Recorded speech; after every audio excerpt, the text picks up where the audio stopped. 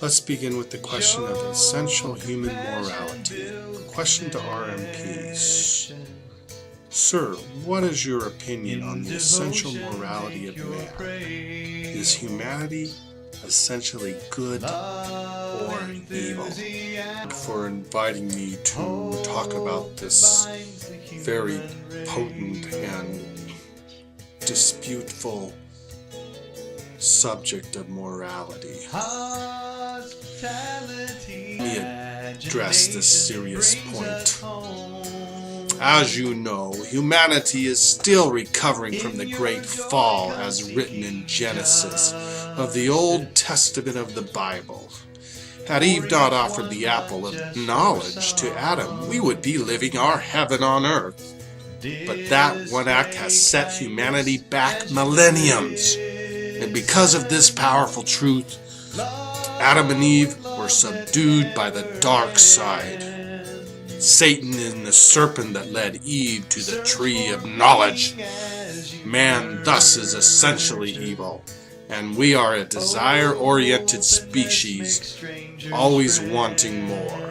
Clearly, before that crucial moment, there was heaven on earth in Eden.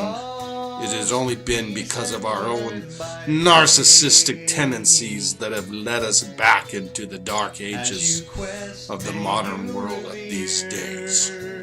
Yahweh should have never given us free will, because such a temptation is too much for our little weak monkey minds.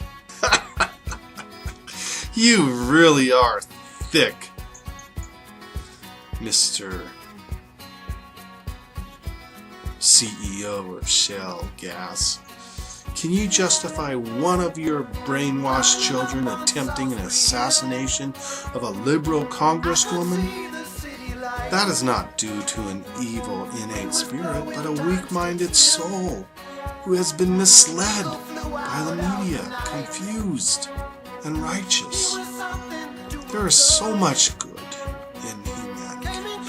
For example, the man who put himself in harm's way to protect our congresswoman in Tucson, Arizona, almost makes me want to cry, possibly saving her life from a fatal bullet that would have ended up in her. He put his life on the line to save another. Can you say the same for yourself? I can't accept that that person has always been evil, or the young teenager who assists an old lady that crossed a busy intersection in New York City. This behavior is not motivated by evil, but culturally taught by a loving and caring family. From the influence of good loving parents and good genes, it seems that we can start with a clean slate that has an overpowering motivation for good. Why can't you recognize that, Mr. CEO from Shell? Why do you need to force your values upon others?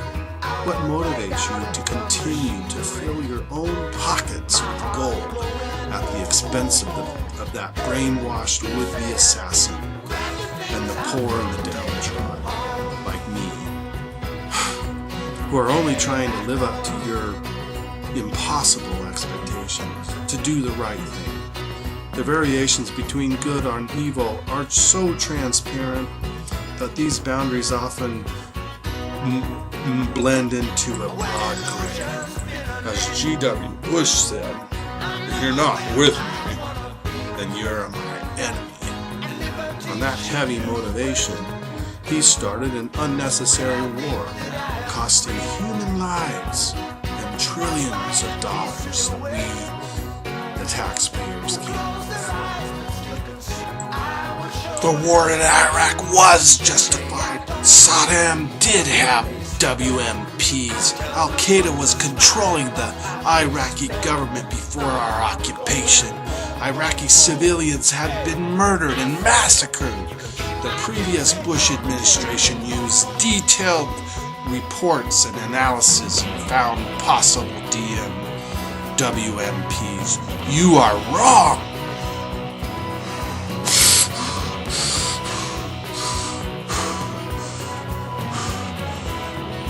Had we not intervened in Iraq, more innocent civilians would have died.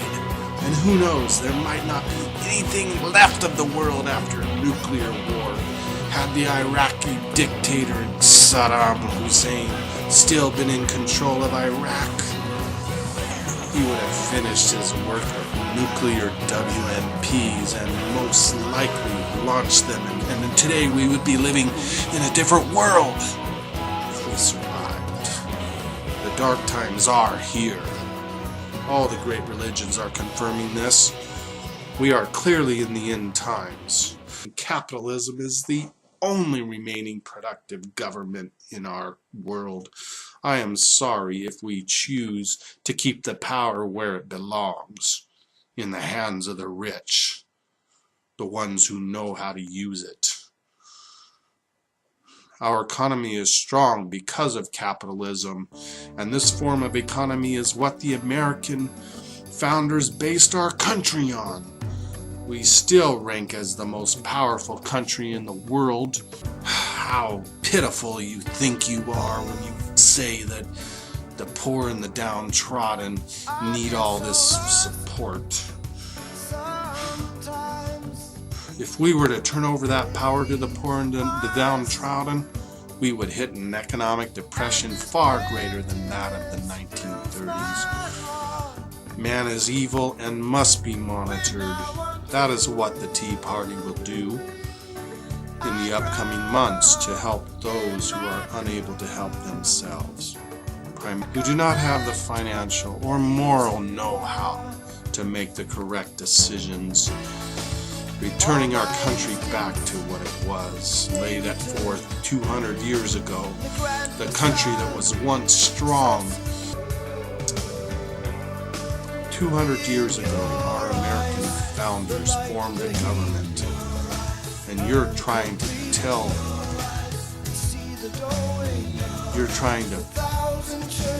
launder that money away by saving millions, giving away funds from social services. If we didn't give so much money to those poor and downtrodden, we would be a great country. Man will continue to perform evil acts until the proper regulations can be set forth from now unto eternity, and we will at last return back to the Eden we started with. Only those who can show the proper, responsible judgment will be given the power of free will, as foretold in Revelations of the Bible. They will inherit the earth, not the poor and downtrodden, for they are unable to handle power constructively and effectively. Just returned from our commercial break. This debate, I do need to give each of the opponents a 2-minute response to conclude their arguments. So, sir and sir,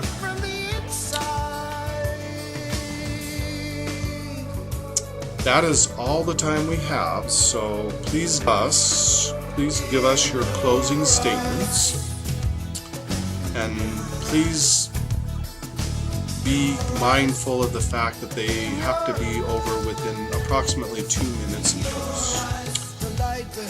Being that you're both expert debaters, I think that this should not be a problem. So, let me start with our representative of the blue-collar workers. His name is John Jingleheimer, and John Jacob has been going to work, 3 to 6 times a week for hours upwards of 2 to 3 hours a day. As he goes to work, he often sees many people that are being abused. Working in the long-term care center, John Jacob has a very difficult time working with and seeing so much elder abuse that is happening. So, let us hear from John Jacob. Greg, I'm really disappointed how this debate turned out. I am so disappointed in the cold-hearted arguments of my opponent. One must understand the issues before choosing to disagree. There are many neglected lives that my opponent has chosen to ignore.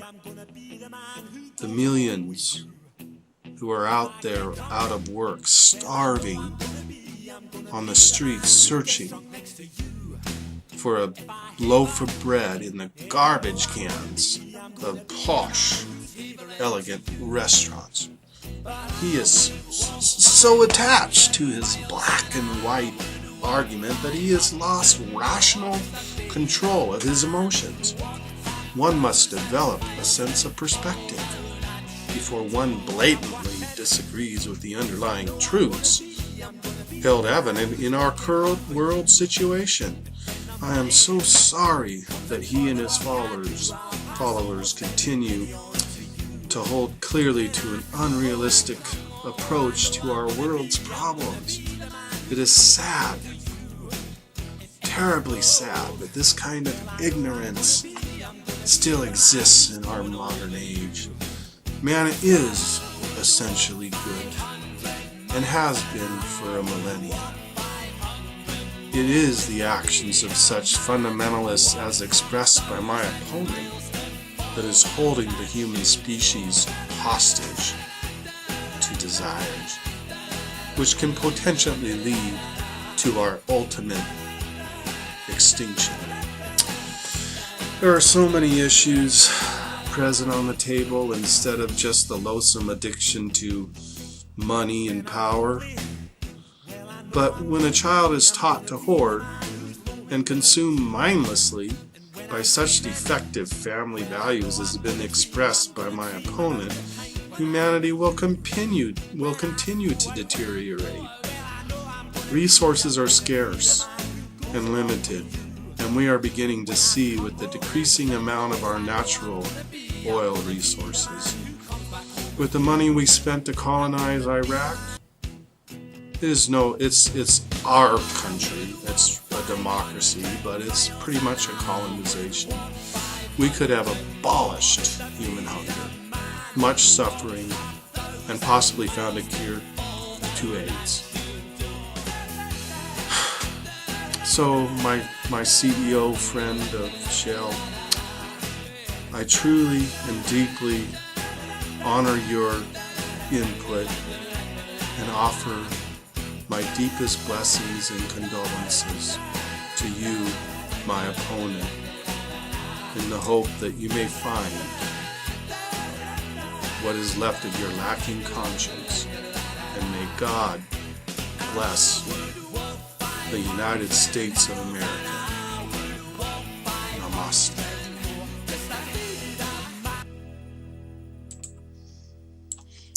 Thank you once again, Greg, for giving me this opportunity to really tell you the moral truth of it all. Here is my concluding statement.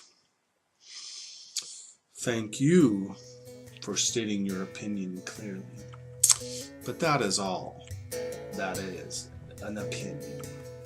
It is not based in fact. I will continue to bear the cross of my Creator, for He has spoken to me as an angel speaks to his servants. The Lord is always with me and has given me this powerful message of money and power to share with you all.